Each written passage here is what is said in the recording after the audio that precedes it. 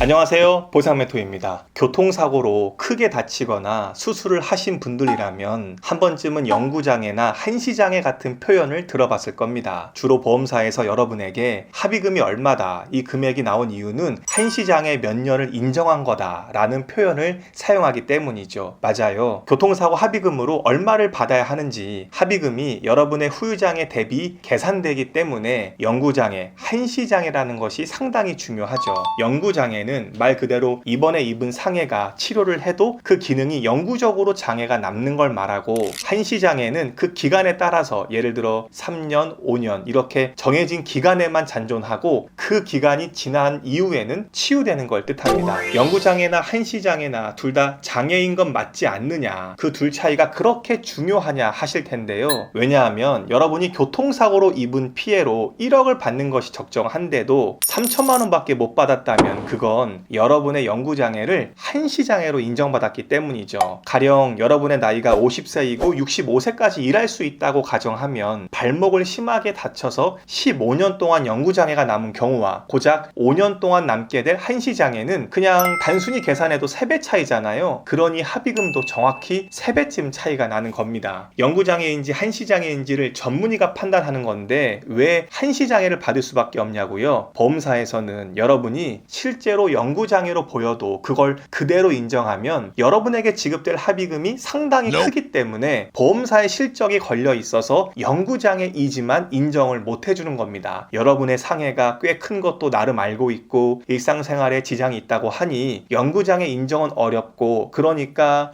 한시장애 3년 이렇게 인정해 주는 거죠. 그런데 시간이 지나 보니 보험사 담당자 말과는 다르게 내 부상이 한시장애라는 게 아니라는 걸 깨닫게 되죠. 내 몸은 내가 가장 잘 알거든요. 그 당시에 영구장애를 받았어야 하는데요. 물론 교통사고로 인해서 부상을 입었다고 해서 누구나 영구장애가 되는 건 아닙니다. 같은 진단명이라도 영구장애에 해당될 수 있지만 한시장애에 해당되기도 하거든요. 심지어 2, 3년 동안 나아지는 게 없는데도 의료기관에 따라서 어떤 경우에는 그냥 한시장애를 무조건 주는 경우도 많아요. 검사 결과가 영구장애에 부합되는 결과인데도요. 이렇게 영구장애를 인정받는 게 현실적으로 생각보다 굉장히 어려워요. 그래서 영구장애로 인정받고 많은 합의금을 받을 수 있는데도 그냥 주변에서 너도 나도 한시장애라고 하니까 결국 난 한시장애인가 보다 합의금을 받고 끝내는 게 가장 큰 문제죠. 여러분이 손해보지 않도록 영구장애가 인정될 수 있는 사례들을 말씀드리면 척추 압박골절이나 십자인대의 파열, 무릎의 골절, 발목의 골절, 손목의 골절, 여러가지 신경 손상까지, 이런 증상들은 항상 영구장애의 가능성이 언제나 있어요. 단순히 한시장애 몇 년 이렇게 인정받고 합의금 받고 끝내면 안 됩니다.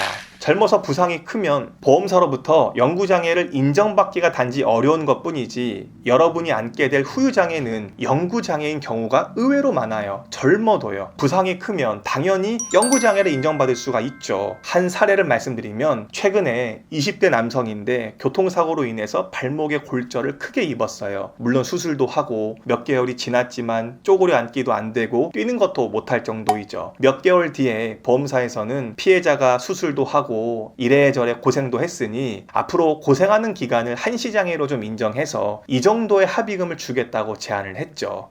보험사 입장에서는 나름 큰 합의금을 제시했지만 피해자 입장에서는 아무리 생각해도 내가 입은 부상은 심각해 보이는데 한시장애라는 말만 반복적으로 들으니, 그리고 보험사에서 제시한 금액을 수령하면 왠지 앞으로 내 생활이 막막할 것 같기도 하고요. 섣불리 합의를 보기보다도 결국 전문가의 의뢰를 해서 한시 5년 장애가 아닌 영구장애로 최종적으로 인정받게 되었습니다. 보험사에서 처음에 지급할 합의금의 6배에 달하는 합의금을 받게 된 거죠. 어느 정도인지 느낌이 오시죠? 이렇게 차이가 나는 이유는 한시장애를 단지 영구장애로 인정받았기 때문이에요. 그래서 여러분이 어느 정도의 심한 부상을 입었고 그것이 일상생활에 상당히 지장을 줄 정도라면 보험사에서 여러분에게 주는 한시장애를 한 번쯤은 다시 생각해 봐야 됩니다. 보험사에 여러분의 후유장애 치유장애를 맡기는 것이 아니라 여러분 스스로가 객관적인 상태와 그에 필요한 소견 그리고 장애 진단서를 잘 준비해 두셔야 합니다. 그것만 해도 여러분의 합의금이 처음보다 훨씬 더 올라갈 수 있어요. 만일 내 상태를 내가 잘 모르겠다고 판단되면 한 번쯤은 전문가에게 문의를 해보시는 것도 좋은 방법입니다. 전문가는 여러분이 잘 알지 못하는 한시장애나 영구장애의 차이를 잘 알고 있거든요. 여러분에게 어떤 장애가 얼마큼 적용되는지 누구보다도 전문가적으로 말해줄 수 있습니다. 저희는 또 다른 유용한 정보로 여러분들을 찾아뵙겠습니다.